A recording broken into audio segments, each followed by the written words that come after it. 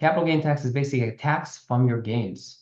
It's paid by the seller on his gains on the increase between the value of his home. It's 25%. Currently, it's 25% in Israel. Here's a simple example. You buy an apartment for 1 million, you sell it for 2 million. Your gains are $1 million. You pay 250,000. Now, of course, I can deduct from it expenses and costs, and that's a separate topic in itself.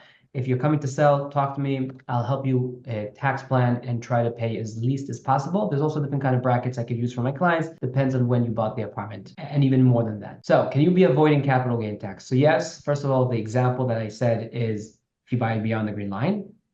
But the other one, of course, the basic one is there's no gains, unfortunately. But if you own only one apartment in Israel, this is your single apartment and you're a resident of Israel, you can avoid paying capital gain tax. Currently, the law in Israel, based on the time we're recording this video, is that if you also can prove that you do not own a property in the country where you reside, and you do not own another, and this is the only one you own in Israel, you can also avoid capital gain tax upon sale. So I'm not going to really go into this topic in depth. I have actually 2 articles on this, but in general, it's something you should be aware of. I would say a very large portion of apartments in Israel have some kind of, to some degree, they have a building permit violation. They added sections, they closed off this, closed off that, and it can affect you. It's very common. Do not walk away from a transaction that has something illegal. I would say it's so common that banks in Israel, all banks, mortgage banks in Israel, will give you a mortgage for something illegal. Of course, it depends on how extensive it is, etc. But if they wouldn't have given mortgages to properties with violations, they would have run out of business. Same for you.